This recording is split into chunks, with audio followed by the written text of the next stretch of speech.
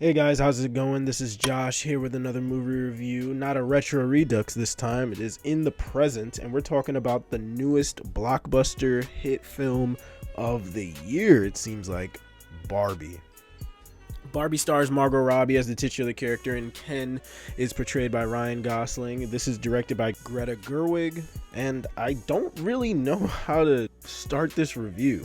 This is a film that is taking the brand of Barbie, this thing that already exists, and we've seen it all the time with Transformers, G.I. Joe, or even in the aspect of video games this year like Super Mario Brothers, and of course, probably the most popular medium right now with comic books. There are tons of things just being adapted into film, television, video games, all that good stuff from other stuff that has already existed. This takes the same route of the Lego movie, the Lego Batman movie, or even the Spider-Verse films of really playing towards the fact that they know that their fans are going to love it, but also to appeal to a wider audience, there's tons of ambition and creativity behind the scenes with this film.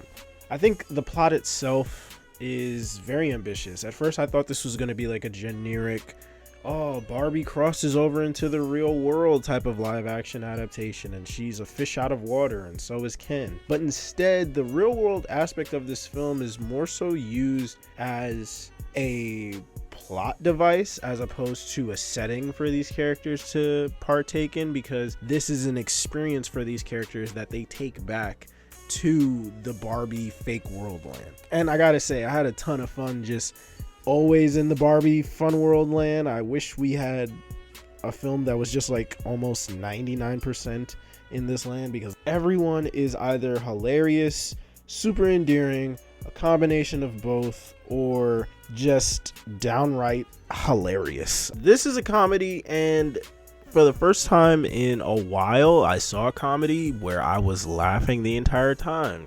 Take notes, Thor, Love and Thunder.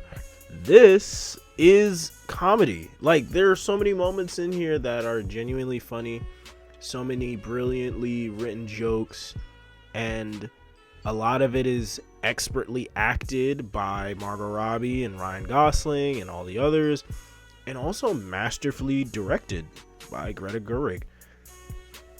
Will Ferrell, he's always going to come in and make a fool of himself, and it's either going to be hit or miss, but here it's a huge hit. He plays into the childish aspect that he always has done, but it comes out on the positive end, kind of like Step Brothers to me in a way. And the Kens are so juvenile and idiotic that everything that they do is hilarious in this movie.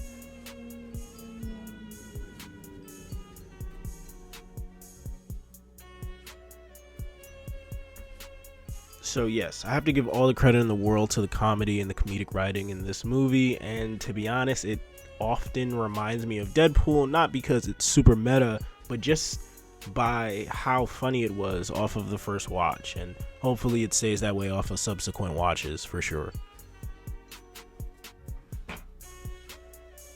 This film does a really good job of focusing in on a couple of things in the current social climate, and not just deconstructing it, but providing their own little spin on it, which I think was pretty cool.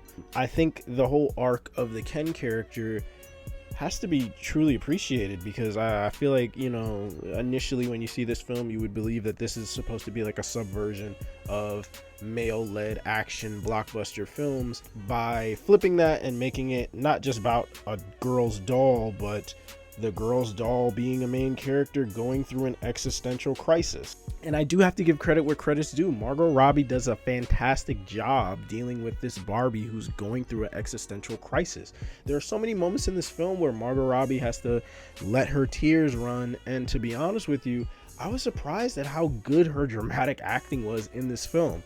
I know her to be a good actress and all, but this is Barbie. I wasn't expecting to get as much emotion, not just from her, but to feel as much emotion as I did for her character.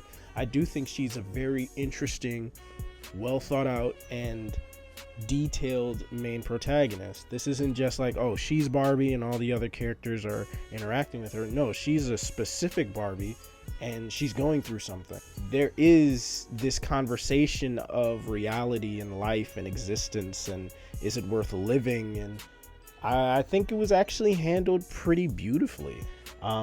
This is also portrayed with the Ken character, who's given his own existential crisis of sorts, and he deals with it with his own understanding of becoming a red pill dude. Like, seriously, he honestly just becomes a red pill dude bro, Andrew Tate type, right? It's because of his treatment in the Barbie land. It's the way that Ken and all the other Kens are just almost pushed away to the side, which is a commentary on apparently just how most girls played with Barbie dolls. Hopefully this allows the audience that appreciate and enjoyed this film to understand why people like myself really enjoyed the Lego Batman films and Spider-Verse, because they do a really good job of not just placating to their fans and the core fan base, but making a generally entertaining film.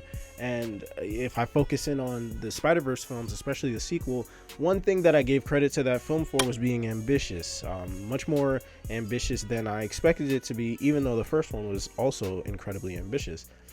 It just felt like they took the emotional aspect of that film to another level. And here, I have to say, considering this is an adaptation of a product, they take the emotion and the existentialism and the socio-political commentary to another level in this film. It's super heavy at times and super ironic and just also incredibly apt. There's also a narrator in the film who has a couple funny lines here and there that's splattered about. Ryan Gosling's Ken is super tragic. Actually, it's just shrouded with hilarity, and Ryan Gosling does an amazing job portraying this character. I also feel like the appearances of the supporting characters portrayed by Michael Cera, Will Ferrell, Issa Rae, and Ben Kingsley Adir, or Kingsley Ben Adir, I feel like I'm swapping his name back and forth, and Simu Liu are all hilarious as well.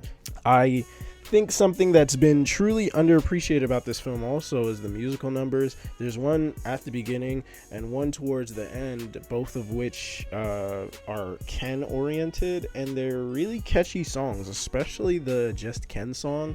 And the dance numbers, as well as the sets and the costume designs and the animation sequences and just how they look. This film looks like a live action Barbie movie, even when they're in the real world.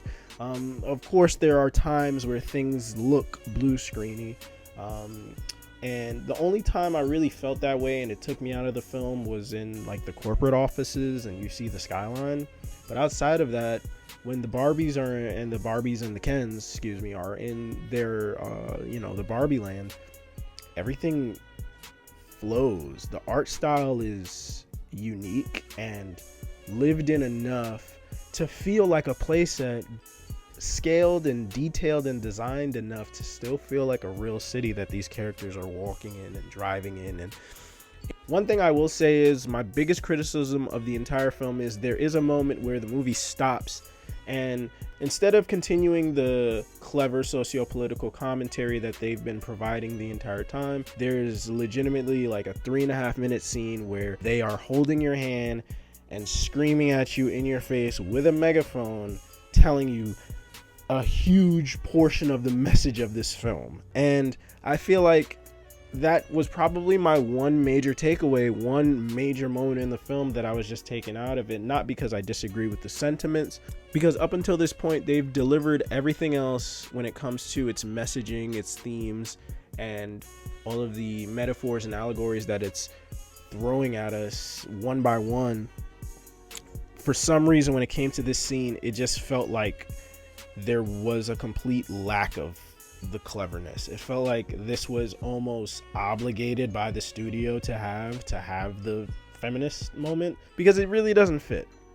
And the other criticism I will say is I really wish they committed more to the fact that these characters are actually just action figures. So yeah, it sounds like I love this movie, but I didn't like love it like, oh man, this is my favorite movie of the year, this is better than I think I really just was taken aback by how ambitious and creative of an effort this was. Shout out to Mattel for being able to make fun of themselves and actually offer tons of actual commentary about this product that they've released. You know what I'm saying? Like, I feel like whenever we see these other toy films or just adaptations, feels like the studio and the brand that owns said character or property that is being adapted will protect said property. You know, they will be like, hey, don't have this character do these things and never talk bad about the company that owns them, etc., etc. But this film doesn't just throw jabs at the studios like Deadpool does. This offers heavy criticism upon the Barbie brand and the ideal of it, the idea of this perfect woman. And of course, as time has progressed, there have been more inclusive and realistic Barbie dolls that have been released, but I still can appreciate that they can acknowledge that the Barbie doll, the Barbie physique is a part of our current and previous pop culture references when it comes to women's bodies since Barbie's inception, I want to say.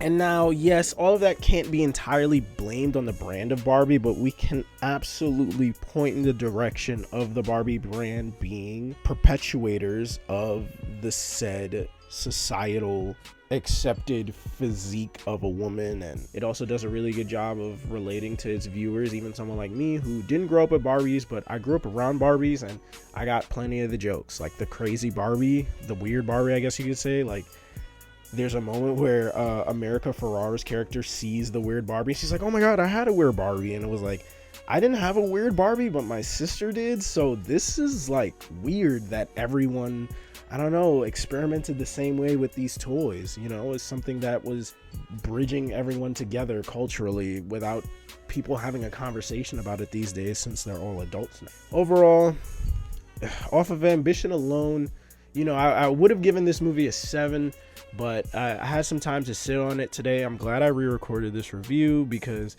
I do have to change the score. I'm gonna up the score to 7.5, maybe an 8. If you haven't seen this movie, you probably should. If you have and you didn't like it, let me know why. If you did like it, also let me know why. Maybe our views differ and we both just have the same conclusion, but you know, different reasons, right? Like, share, comment, subscribe, all that good stuff, and I will see y'all in the next review. Bye bye.